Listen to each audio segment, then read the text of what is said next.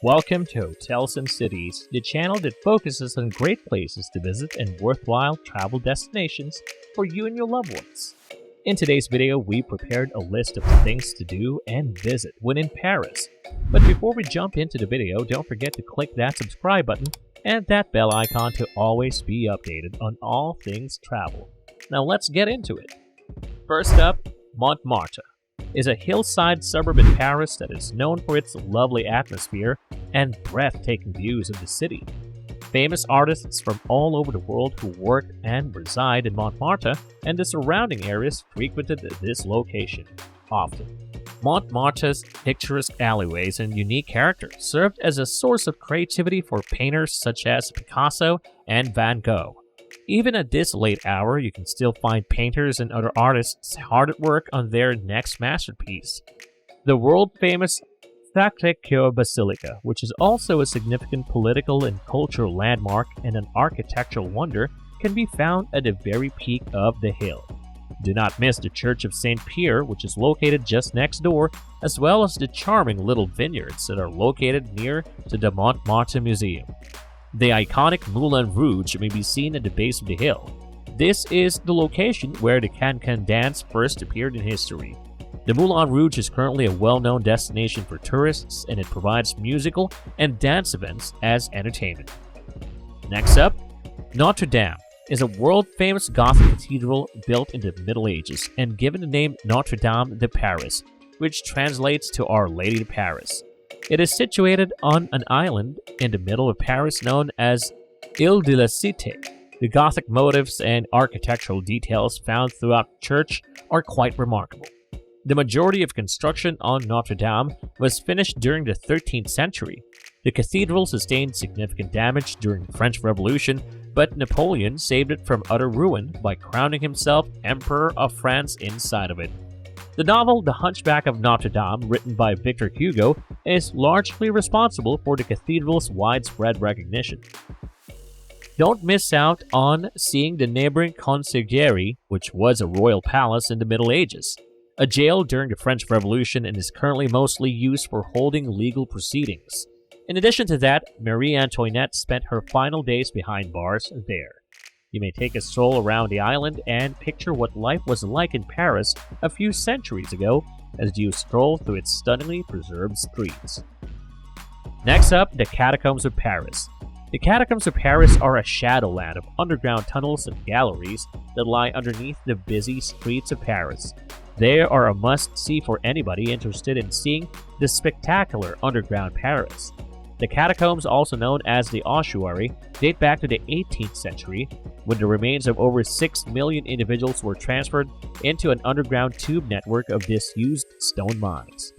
This was done in an effort to limit the ever-increasing number of cemeteries in the Paris area. As you make your way through the tunnels, you will be able to view signs for the streets that are located below you, as well as the names of the original burial grounds from where the remains were moved. Moving forward, we go to the Eiffel Tower. The Eiffel Tower is both one of the most well-known sites in the world and a paid monument that receives the most visitors each year. The Eiffel Tower is the tallest structure in Paris, standing at a total height of 1,063 feet when measured from its base to its summit.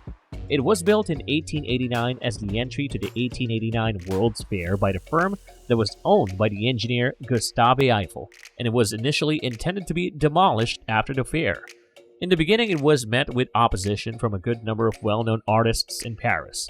If you don't feel like taking the elevator, the tower has 3 floors, and if you want to get to the second one, you can even climb the 674 stairs instead of taking the elevator. Have you ever heard the urban legend that the Eiffel Tower conceals a tiny apartment at the very top of the structure? Eiffel constructed it not only for himself, but also to amuse prominent members of the scientific community like Thomas Edison. Next up, we have museums. There are about 100 museums located in the city of Paris. The Louvre is the most well-known museum in Paris. It is the greatest art museum in the world and features permanent displays of works by some of the most well-known painters in the world, such as the Mona Lisa, which was painted by Leonardo da Vinci. You will begin the tour by going through an incredible glass pyramid to get inside the building. The Les Invalides complex is a collection of buildings and monuments related to the military history of France and is also the location of Napoleon's grave. The Pompidou Center, which was built to resemble high-tech architecture, is home to several museums, the most comprehensive museum of contemporary art in all of Europe. Don't forget to check out the Stravinsky Fountain, which is located nearby. The impressive collection of Impressionist and Post-Impressionist works on display at the Musée d'Orsay can be found in a building that was formerly used as a train station. Yet there is a great deal more to find out here. Next up, we have the Chance Elysee. The Avenue des Chance Elysee is a 2.5-kilometer long roadway that can be found in the middle of Paris. It is widely regarded as being one of the most famous avenues in the entire world. It is home to a large number of upscale boutiques, theaters, and cafes. The Champs Élysées serves as the stage for the annual military parade that celebrates Bastille Day and is also the location of the finish line for the Tour de France bicycle race. Until it became a fashionable boulevard in the late 18th century, the location was primarily occupied by fields and gardens. This changed when the avenue was constructed. The Champs Elysee is terminated on its western end by the Arc de Triomphe, which was commissioned by Napoleon in 1806 and opened in 1836. It was built as a monument to honor the armies of the French Revolution and the French Empire. A tomb for an unknown soldier was built underneath the Arc in 1921 after it had been constructed to honor the fallen veterans and unnamed soldiers who fought in the World War. Moving forward, we go to parks and gardens. Paris is full of lovely city parks and gardens where you can walk, jog, read a book, or simply soak up the atmosphere and enjoy the Parisian way of life. Paris is home to a number of museums, including the Louvre, Musée d'Orsay, and the following as some of the most beautiful gardens. The Tuileries Garden, which is situated immediately adjacent to the Louvre Museum, served as a well-liked gathering spot for Parisians throughout the 19th and 20th centuries. The Luxembourg Palace, which presently serves as the location of the French Senate, had a garden laid out for it in 1612, and that garden became the Luxembourg Garden. The Bois de Vincennes is the largest public park in the city, and it features a number of different attractions, including lakes, gardens, a zoo, a botanical garden, and a castle. Other parks can also be found in Paris. The Père Lachaise Cemetery was founded in 1804 and is currently the largest cemetery in Paris. It is also rumored to be the cemetery that receives the most visitors of any cemetery in the world. The cemetery is the final resting place of many notable people from throughout history, such as Oscar Wilde, Balzac, Edith Piaf, and Jim Morrison, among others.